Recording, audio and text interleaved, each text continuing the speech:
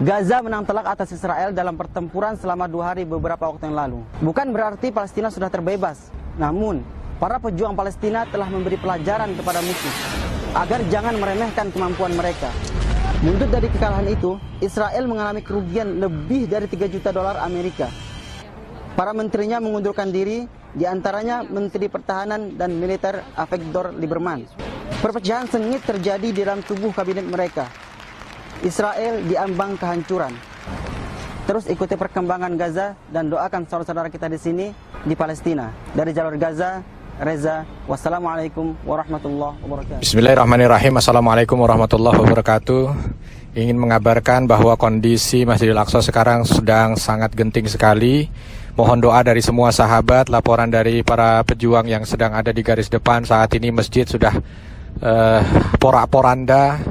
Tentara Israel sudah penjajah masuk ke dalam dan sudah berani dengan beberapa bom-bom yang akhirnya merusak bahagian-bahagian masjid yang ada di sana, dan asap sudah membumbung tinggi terlihat dari luar masjid. Dari atas Bukit Zaitun juga sudah terlihat banyak sekali asap yang keluar dari komplek masjid, dan banyak sekali suara-suara ambulan yang membawa korban yang keluar dari masjid karena penjajah Yahudi laknatullah sudah betul-betul membabi buta ketika mereka menembaki para mu'takifin yang ada di sana. Perlu disampaikan juga kepada para sahabat, ini bukan begitu saja terjadi, tetapi ini sudah terjadi dari awal Ramadan. Bagaimana proses ini terjadi karena mereka sudah berkeinginan betul untuk bisa mengambil alih Masjidil Aqsa.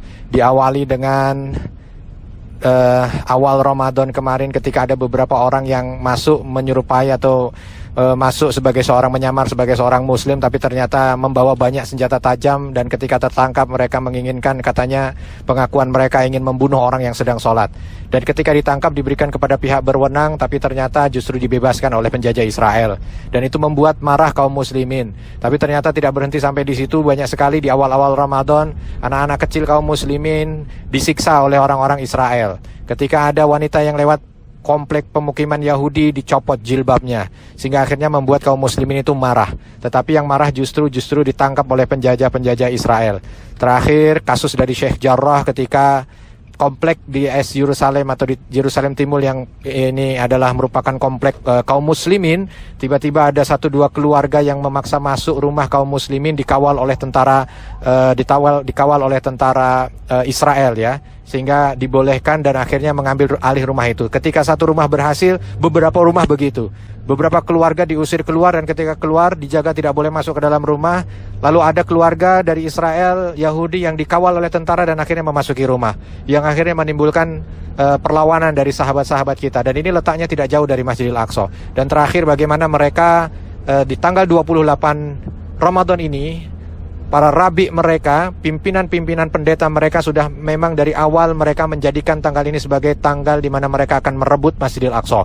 Bahkan pimpinan rabi mereka menulis dalam poster-poster yang mereka sebarkan, dalam pamflet yang mereka sebarkan, mereka mengatakan kalau tidak hari ini, maka Tuhan tidak akan memberikan kesempatan pada kita untuk mengambil Masjidil Aqsa. Maka mereka sudah bersiap diri. Bahkan beberapa foto yang terjadi yang sampai ke kita dari laporan kaum muslimin yang ada di sana, bahwa kaum muslimin yang datang mendekat ke Masjidil Aqsa maka akan diputarbalikkan oleh tentara Israel, sedangkan puluhan bis dari ekstremis Yahudi dengan mudah untuk masuk ke Baitul Maqdis. Bahkan di antara mereka sudah memamerkan senjata-senjata api mereka, bahkan mereka berpelukan dengan para tentara dan mengatakan inilah saatnya, inilah saatnya.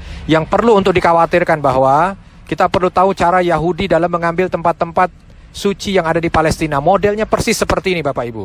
Kalau kita tidak waspada dan tidak bergerak, maka akan terjadi hal yang sama seperti Masjid Ibrahim di Khalil dan seperti Masjid Nabi Daud yang ada di Yerusalem. Kenapa? Karena mereka akan mengambil kesempatan di mana kaum muslimin tidak banyak yang peduli, dan ini saat ini adalah momennya menurut mereka karena semua pada sibuk dengan pandemi.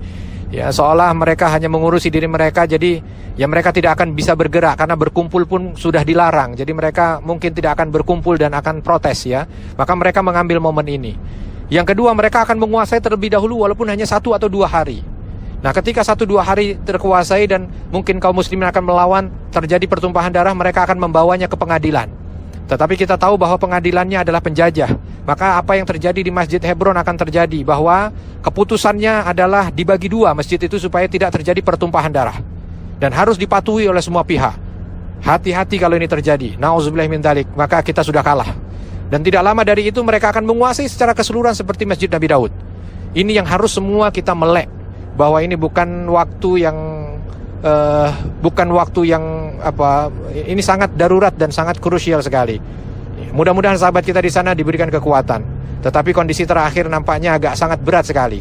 Minimal kalau mereka bisa masuk dan menguasai, ini akan sangat buruk bagi kita. Jangan sampai pekan depan setelah Syawal kita merayakan hari raya, ternyata ada pengumuman bahwa Masjidil Aqsa dibagi dua. Kalau itu, maka bersiaplah sahabat sekalian untuk bisa memberikan yang terbaik dari apa yang kita miliki di dunia ini untuk Masjidil Aqsa. Sekian, mudah-mudahan ini memberikan sedikit gambaran dan terus membuat sahabat-sahabat melakukan hal yang terbaik. Hal yang terbaik yang bisa kita lakukan adalah doa. Berikan doa kepada sahabat kita yang ada di sana. Sampaikan kepada keluarga-keluarga kita mengenai berita ini. Dan insya Allah mudah-mudahan dengan itu juga Allah Subhanahu wa Ta'ala akan berikan kekuatan pada kita untuk memberikan yang lebih kepada Masjidil Aqsa. Assalamualaikum warahmatullahi wabarakatuh.